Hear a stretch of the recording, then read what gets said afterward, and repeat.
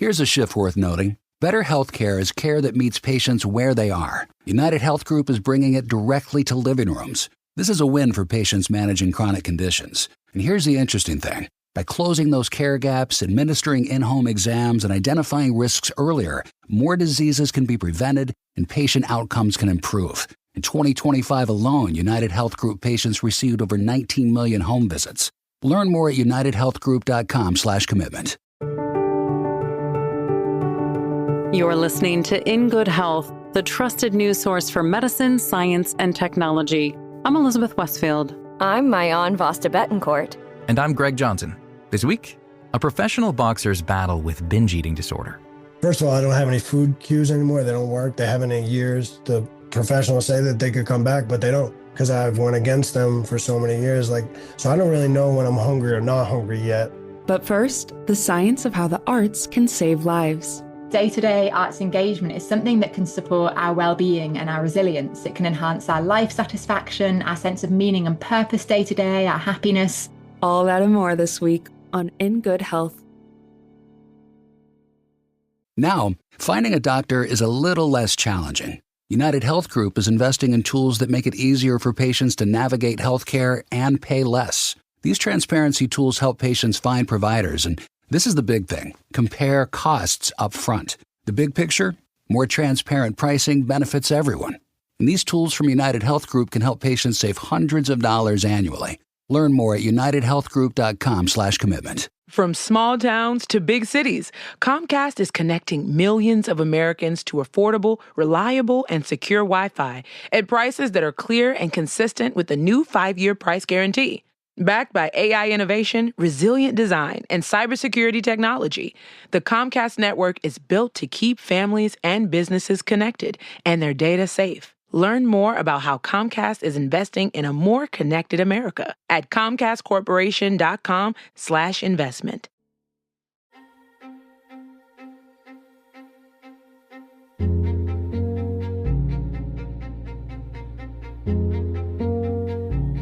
Daisy Fancourt comes from a family of musicians, so naturally she went into music as a career.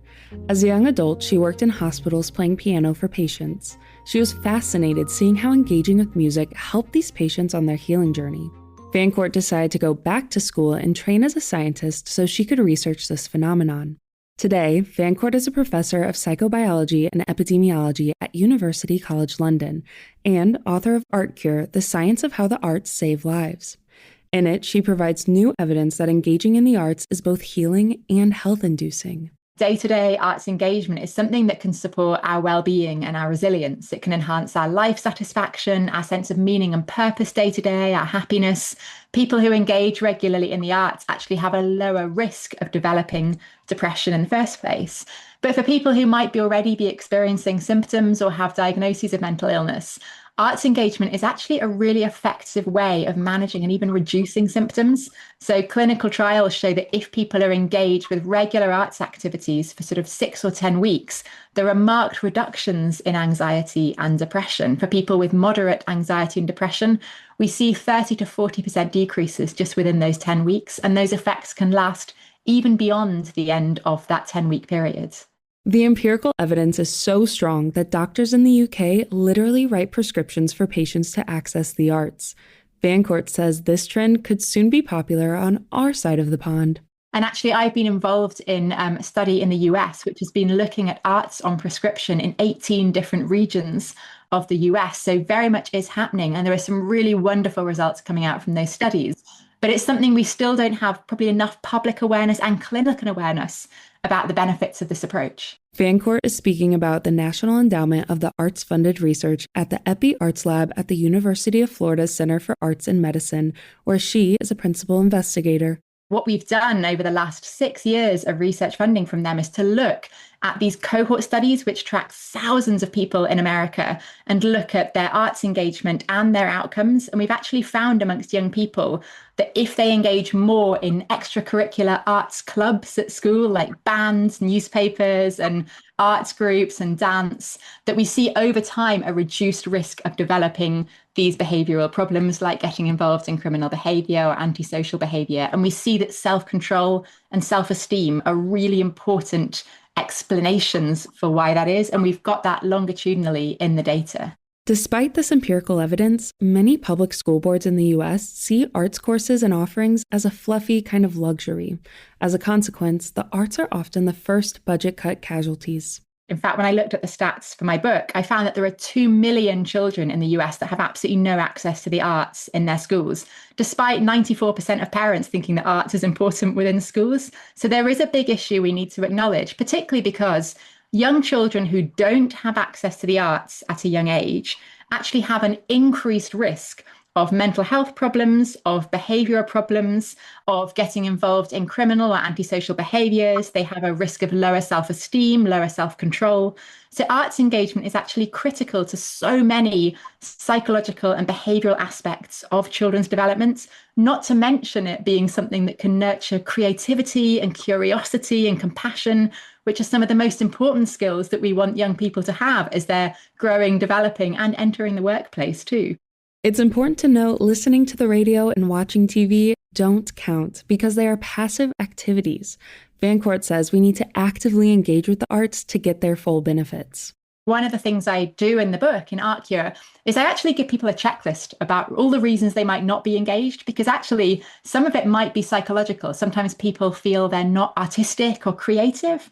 Sometimes it's more physical, like they might not feel that they've got the money or the opportunities, or it might be to do with not enough time. And depending on which things you're ticking, essentially, in this checklist, you need different solutions to that. But we know there are so many easy ways that people can get more involved. For example, instead of scrolling through social media on the commute to work, why not read a book instead? Then after work, instead of meeting friends at a bar, why not show up at an art gallery? Look for things like opportunities to watch videos online to learn a simple craft so you can just get going with something. This is apparently quite popular with young people at the moment, is doing what they're calling granny crafts, where they're learning things like crochet because it's a way to get off their phones but use their hands in a similar kind of way. And also don't worry about producing something that's amazing art. Remember, actually, it's the process of getting involved that is so important. So my top tip is to think about art like diet. We all have our rules for like making sure we eat some vegetables every day or whatever. Work out what your equivalent is. Is it 10 or 15 or 20 minutes of arts that you'll weave in? Or is it about having a weekly class that you'll always go to? And just make sure you start off with those small behavior changes. One way to get involved in the arts at no cost is the annual global event called Print Day in May, which this year happens to land on May 2nd. For 24 hours, each first Saturday in May every year, printmakers and laypeople from around the world get together with others. They work solo, however they want to do it, and they make a print, at least one original print. And they post that on social media. They post it on our blog. And they know that they are taking part in an event with tens of thousands of other people all around the world, all doing what they love to do at the same time. That's Print Day in May founder Robynn Smith, professor emeritus at Monterey Peninsula College in Monterey, California. She says that printmaking is anything that transfers a mark from one surface to another. And in that transfer, unexpected magic occurs. But within that definition, a footprint in the sand is a print. A lipstick mark on a margarita glass is a print, and anything in between, a handprint, a footprint, a paw print. My cat participates. So it really is a very open thing. And then in between those sort of fun prints and the professional serious prints, there's anything in between. We really encourage people to bring kids into the process and introduce them to printmaking and art making. We encourage people to grab their friends. Anyone may be interested. We encourage academic programs to participate with their students. So it's a very inclusive event that really is not all about professionalism.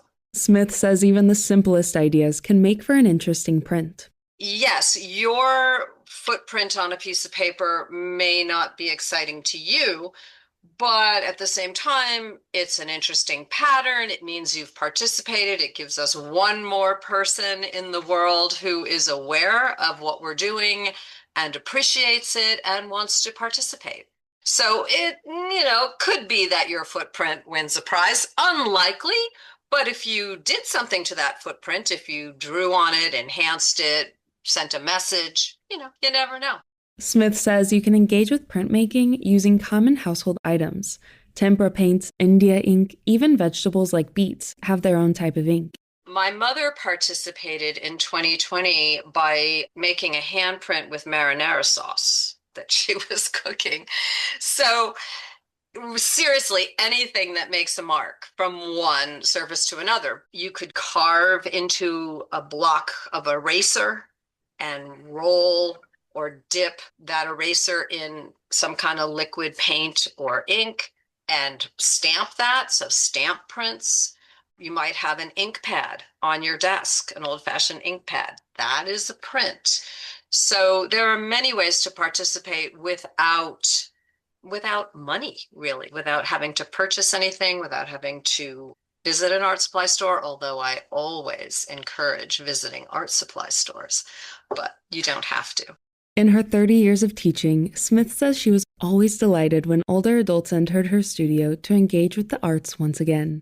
People who came back to school after having had big adult lives were always so much happier once they started doing what they had always loved to do and had not allowed themselves to do.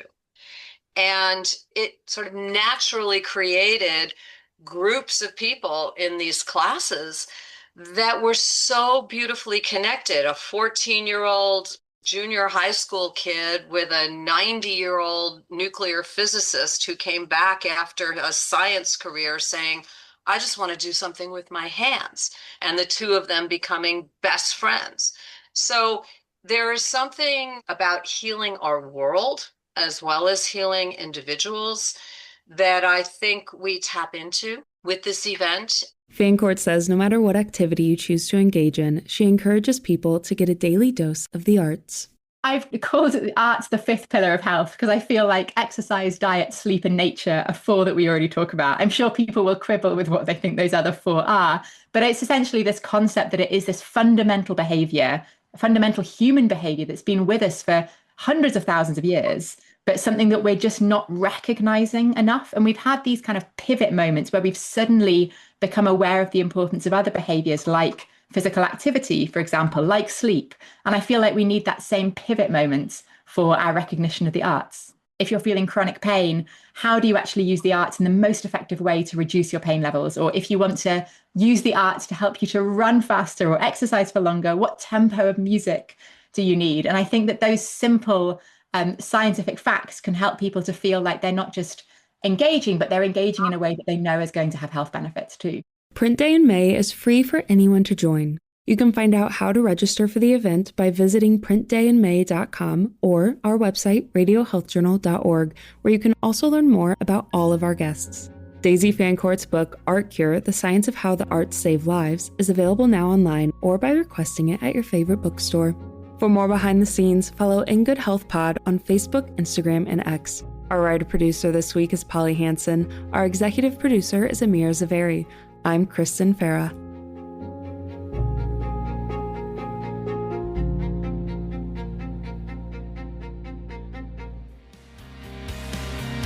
Coming up, the dark side of boxing, when In Good Health returns.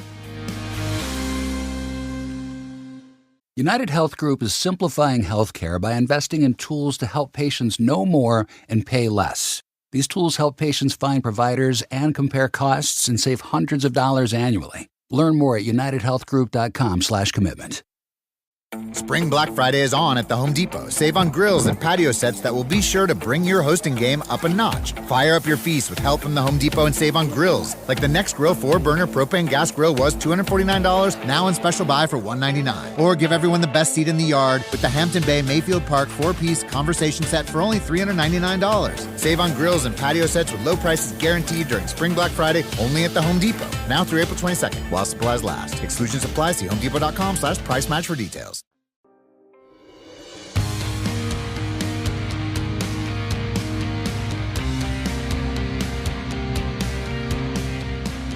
Before Danny O'Connor realized his dreams of becoming an Olympic boxer, his first love was found on the thick foam of a high school wrestling mat.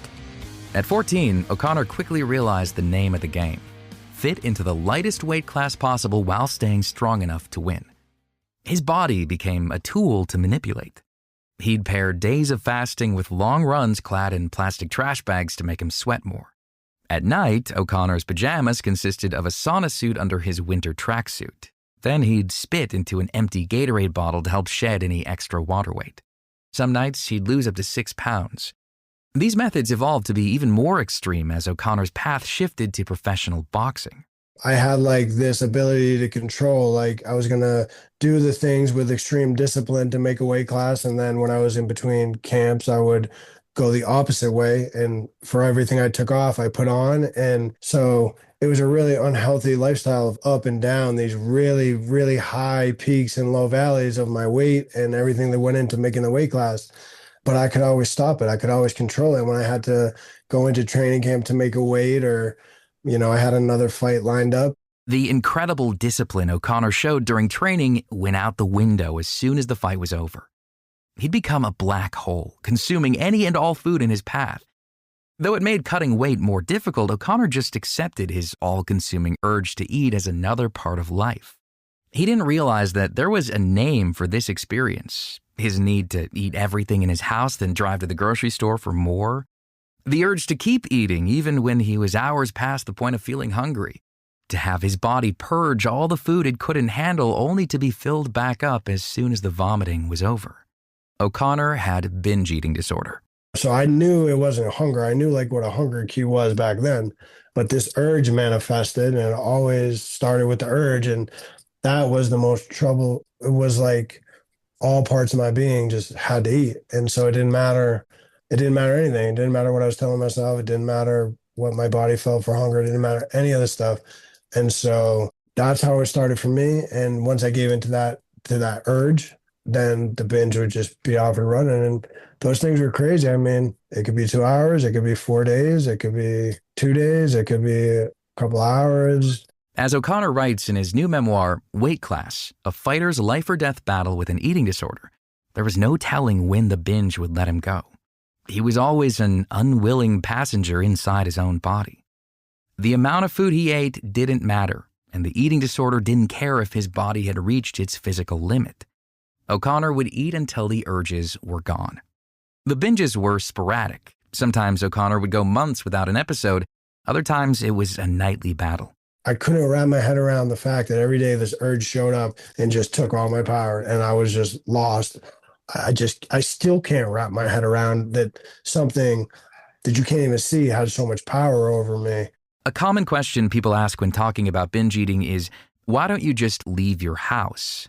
And it's a reasonable question for someone who's never had this eating disorder. Listen, I've ran literally miles and miles and miles until I couldn't even barely walk anymore because I just didn't want to go home and give into the urge, which eventually I just went home and gave into it. So it's not like, delaying tactics or what I call them, or avoidance tactics. Like I've tried a million of them. Let me go to the gym. Let me, clean the dishes. Let me do whatever.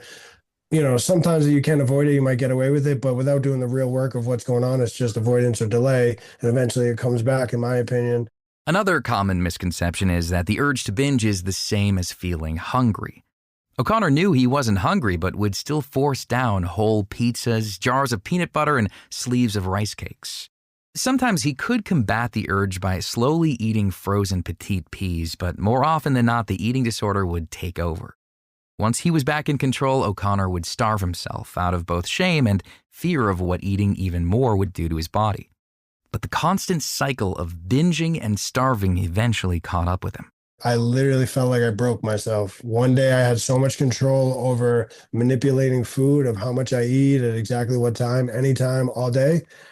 And then I went to feeling like I broke myself, and the button was just pressed on, like all you're going to do is just eat. And I always had this urge. It always started with an urge. And it wasn't like I'm hungry, right? Like, first of all, I don't have any food cues anymore. They don't work. They haven't in years. The professionals say that they could come back, but they don't, because I've went against them for so many years. So I don't really know when I'm hungry or not hungry yet. It was the first fight O'Connor had no idea how to win. It was an opponent he was wholly unprepared for. He never even thought men could have eating disorders. When I was telling all aspects of my being was saying, stop this, and I still couldn't. My actions didn't meet my demands. It baffled my mind because I know I don't have a lot of control on a lot of things in this world. But when I tell my able body to stand up and go walk across the room, I do that. And so as an athlete, I'm telling myself to perform all day long at high levels, and I'm training myself to perform. So when I'm telling myself not to do something, that's essentially ruining my career and putting my life in jeopardy, because eventually it became a health risk. And even with the health risk as what was at stake, still I couldn't control this stuff. I was baffled, beyond willpower. You know what I mean? It didn't matter how much I wanted it or tried to force it or willed it to be different. The realization came in 2013, though he'd been suffering for much longer. O'Connor was set to headline as the main event at the Boston Garden Arena, a dream fight. By this time, he was a pro at quickly dropping weight during training camp, but the binging had evolved into a monster he couldn't rein back in. O'Connor couldn't trust himself around food, so he refused to eat for 2 weeks before the fight. But as he dragged his body onto the scale at weigh-ins, he was 6 pounds over. When the same thing happened with his next fight, it was clear the eating disorder was no longer something O'Connor could manage in secret. At that time, I couldn't do the sport of boxing and understanding the eating disorder at the same time. So I stepped away from the sport. So I stepped away. In boxing, there's no seasons. Nobody needed to, I didn't have to answer to anybody. I just took my time away so I could still keep my secret. And at that time, I thought it was a mental thing. I thought I'm going to beat this thing overnight. I'm going to come back to the sport and I'm going to be back at it. And man, I was extremely naive, and the eating disorder humbled me. As he'd later find out, 2013 was just the beginning of a long journey full of progress, relapses, and brushes with death. Join us next week as O'Connor details his battle to overcome binge eating disorder and how he's making male eating disorders more visible. O'Connor's book, Weight Class, is available now wherever books are sold. You can find more information about Danny O'Connor and all of our guests on our website, ingoodhealthpodcast.org. For more behind the scenes, follow In Good Health Pod on Facebook, Instagram, and X. Our writer-producer is Kristen Farah. Our production manager is Jason Dickey. I'm Greg Johnson.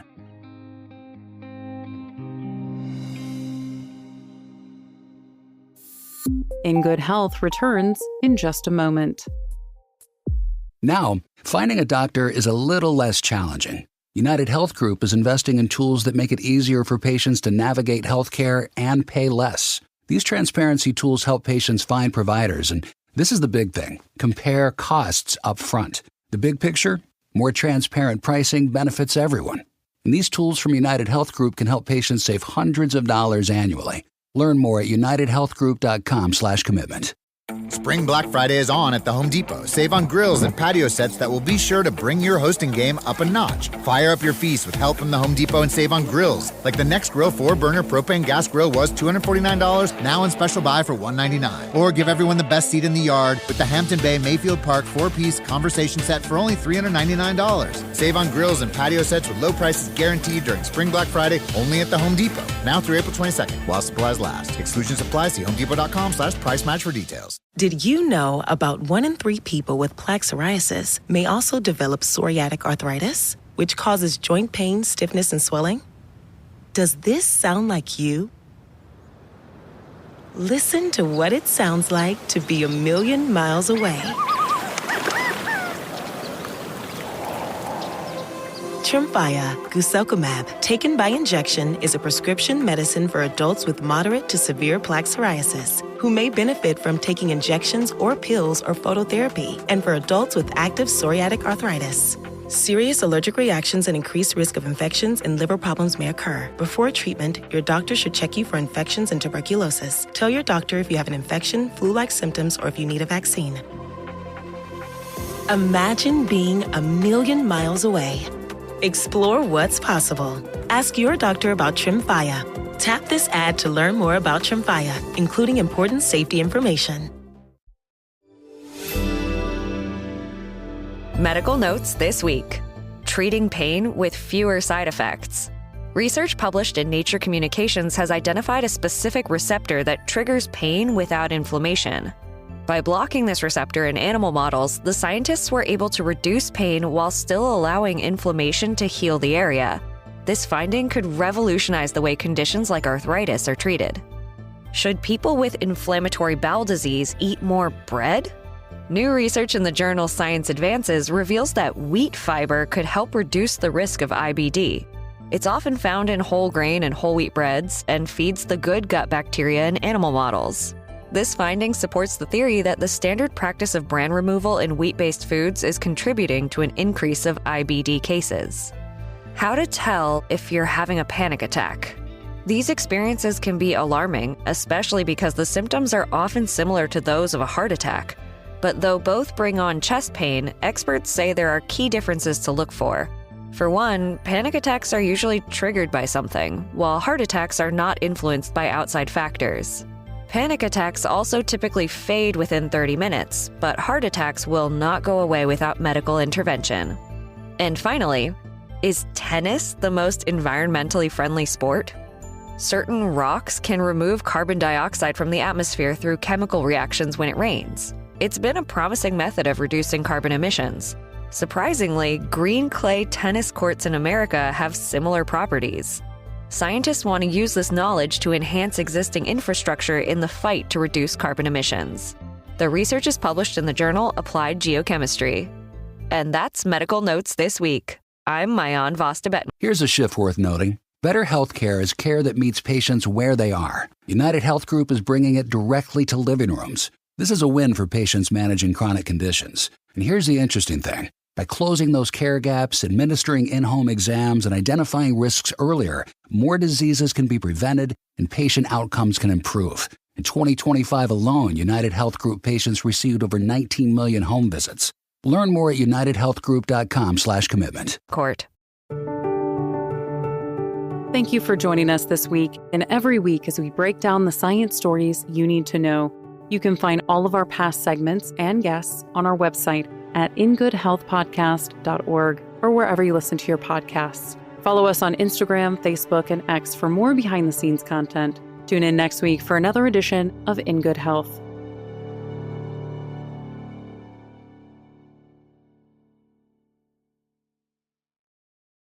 Spring Black Friday is on at the Home Depot. Save on grills and patio sets that will be sure to bring your hosting game up a notch. Fire up your feast with help from the Home Depot and save on grills. Like the Next Grill 4-burner propane gas grill was $249, now in special buy for $199. Or give everyone the best seat in the yard with the Hampton Bay Mayfield Park 4-piece conversation set for only $399. Save on grills and patio sets with low prices guaranteed during Spring Black Friday only at the Home Depot. Now through April 22nd, while supplies last. Exclusions apply. See homedepot.com/price match for details. Did you know about 1 in 3 people with plaque psoriasis may also develop psoriatic arthritis, which causes joint pain, stiffness, and swelling?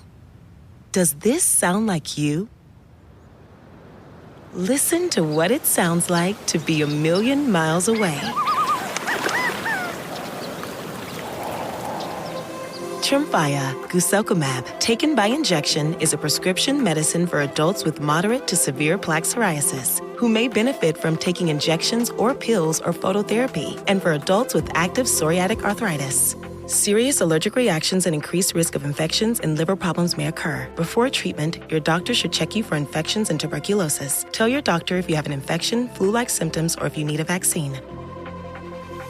Imagine being a million miles away. Explore what's possible. Ask your doctor about Tremfya. Tap this ad to learn more about Tremfya, including important safety information.